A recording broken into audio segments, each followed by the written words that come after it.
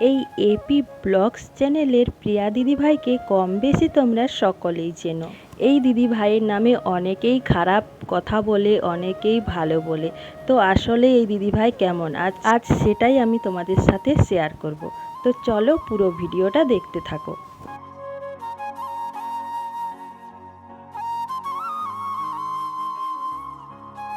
সুপ্রভাত আমার সকল প্রিয় বন্ধুরা, কি অবস্থা, কেমন আছো সকলে?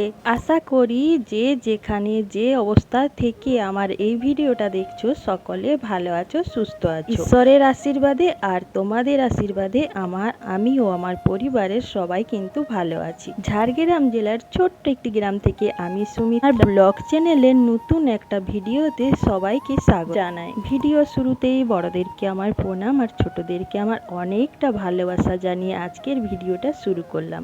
বন্ধুরা, স্কিপ না করে পুরো ভিডিওটা দেখার অনুরোধ করছি আমি তোমাদেরকে। আশা করছি আজকের ভিডিওটা তোমাদের একটু হলেও ভালো লাগবে।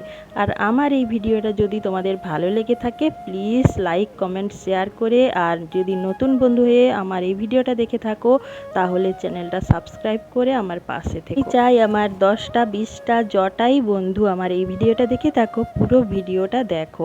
আমার খুবই ওয়াচ টাইমের প্রয়োজন। তোমরা আমার ভিডিওটা যদি স্কিপ করে দেখো তাহলে আমার ওয়াচ টাইমটা কোনো দিনই পূর্ণ হবে না, আর আমার স্বপ্নগুলো আমি সত্যি করতে পারবো না। তাই বলছি বন্ধুরা, প্লিজ তোমরা স্কিপ করো না, পুরো ভিডিওটা আমার ফুল ওয়াচ করে দাও। আমিও তোমাদের ভিডিওগুলো ফুল ওয়াচ করে দেখে আসবো। তো সকালে সমস্ত আশিবাসি কাজ শেষ করলাম। তারপর মুড়ি খাওয়ার জন্য আজকে আমি ছোলা সিদ্ধ করেছিলাম।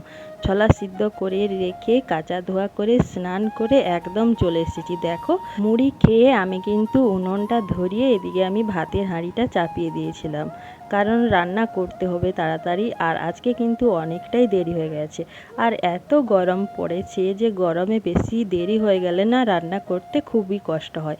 আমি না প্রতিদিন ভাবি যে সকাল সকাল রান্না করে নেব, জানি না কিভাবে যে দেরি হয়ে যায়, সেই আমার বেলা 11টা বেজে যায় ভাত চাপাতে চাপাতে। তো ওদিকে ভাতের হাঁড়িতে চালটা তুলে দিয়ে এদিকে আমি সবজিগুলো কেটে নিচ্ছি। আর বাড়িতে আজকে সেরকম কিছু সবজি নেই, যা আছে তাই কাটছি আর সেগুলো দিয়ে রান্না করে নেব তাড়াতাড়ি করে।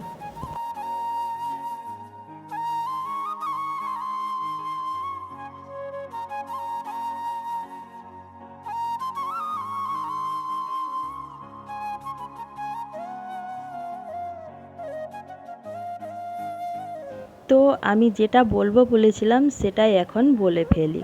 আমি না প্রিয়া দিদিভাইয়ের প্রত্যেকটা ভিডিওই আমি দেখে থাকি, আর জানি না কেন প্রিয়া দিদিভাইয়ের ভিডিওগুলো আমার খুবই ভালো লাগে, আর দিদিভাইকেও আমার খুবই ভালো লাগে। যারা যারা আমার মতন ডেলি ব্লগ ভিডিও বানায়, যাদের আর কি সাবস্ক্রাইবার বেশি আছে, যারা হচ্ছে বড় বড় ইউটিউবার, আমি না তাদের ভিডিওগুলো দেখি এবং তাদেরকে কমেন্ট করে দিয়ে আসি। তারা না আমার কমেন্টে রিপ্লাই কোনো দিনও দেয়নি আজ পর্যন্ত। আসলে তারা এটা ভুলে যায় যে আমাদের মতন ছোট ছোট ইউটিউবাররা আছি বলেই হয়তো তারা আজ বড় হয়েছে, কিন্তু তারা বড় হয়েছে বলে আমাদের কমেন্টে রিপ্লাই তারা দেয় না। আমি না ভেবেছিলাম প্রিয়া দিদিভাইও হয়তো কমেন্টে রিপ্লাই করবে না। প্রতিদিন আমি ভিডিও দেখি কিন্তু আমি কমেন্ট করি না। একদিন আমি কমেন্ট করেছিলাম এই প্রিয়া দিদিভাইয়ের ভিডিওতে, কিন্তু কি করেছিল জানো প্রিয়া দিদিভাই? কিন্তু এই প্রিয়া দিদিভাই সাথে সাথে আমার কমেন্টে রিপ্লাই করেছে। আর সেই কমেন্টের রিপ্লাই দেখে না আমি তো মানে কি বলবো, বহুত খুশি হয়ে গিয়েছিলাম।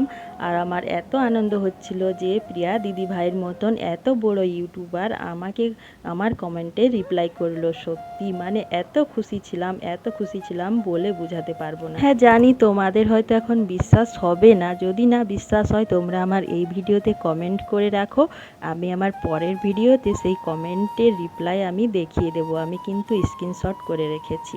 কিন্তু একটা সত্যি কথা, প্রিয়া দিদিভাইয়ের অনেক টাকা পয়সা হয়ে গেছে, কিন্তু প্রিয়া দিদিভাই সেই আগের মতনই রয়ে গেছে, সেই আগের মতনই মনটা কিন্তু অনেক বড়। জানি না আমার এই ভিডিওটা কার কার কাছে গিয়ে পৌঁছাবে, মানে কার কার কাছে গিয়ে দেবে ইউটিউব, আমি তো জানি না। যদি প্রিয়া দিদিভাই আমার এই ভিডিওটা দেখে থাকে তাহলে আমি প্রিয়া দিদিভাইকে বলতে চাই অনেক অনেক অনেক ধন্যবাদ দিদিভাই। সত্যি তুমি এইভাবে সারা জীবন এইরকমই থেকো। তোমাকে আমরা এইভাবেই ভালোবাসবো সবাই।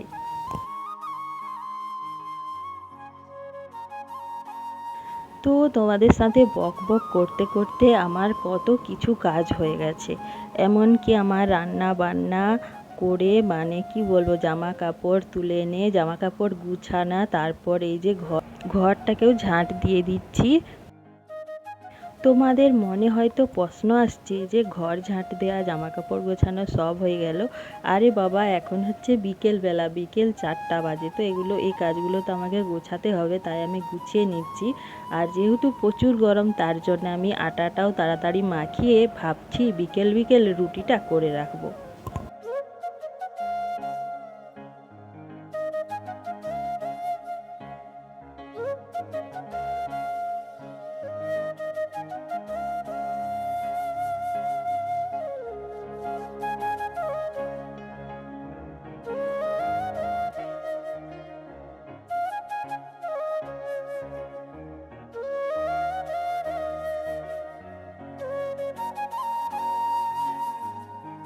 তো এই দেখো আটাটা আমি নিয়ে নিলাম, আর আটাটা এখন আমি মাখিয়ে নেব।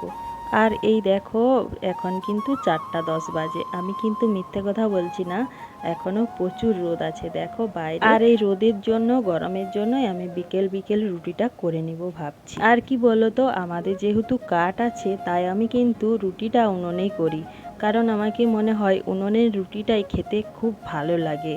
তাই আর আমাদের বাড়িতে সবাই হচ্ছে উনুনে রুটি করলেই খেতে চায়, তাই আমি উনুনেই রুটিটা করব যেহেতু, তার জন্য বিকেল বিকেল রুটিটা করে নেব।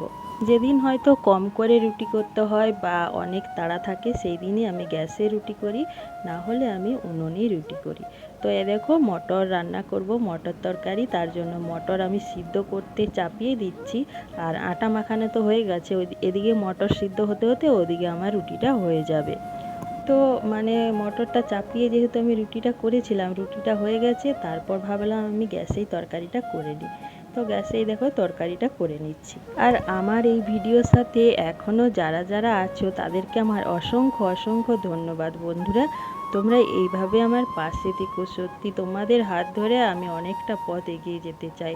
তোমরা যেভাবে আমাকে ভালোবাসা দিচ্ছ এভাবেই তোমরা আমাকে ভালোবাসা দিয়ে যাও। আর যারা যারা আমার মতন ভিডিও বানাও, একটা বড় ভিডিও বানাতে বা একটা বড় ভিডিও এডিট করতে আর ভয়েস দিতে কি পরিমাণ যে কষ্ট হয়, যারা মানে ভিডিও বানায়, যারা ভিডিও ছাড়ে তারাই জানবে এই কষ্টটা কতটা। আর এই কষ্টের পরে যদি না সফল হয় তাহলে তো মনটা খারাপ লাগবেই বলো। তো বন্ধুরা আজকের মতন টাটা, সবাই ভালো থেকো, সুস্থ থেকো, সাবধানে থেকো, দেখা হচ্ছে আরও একটা নতুন ভিডিওর সাথে। টাটা।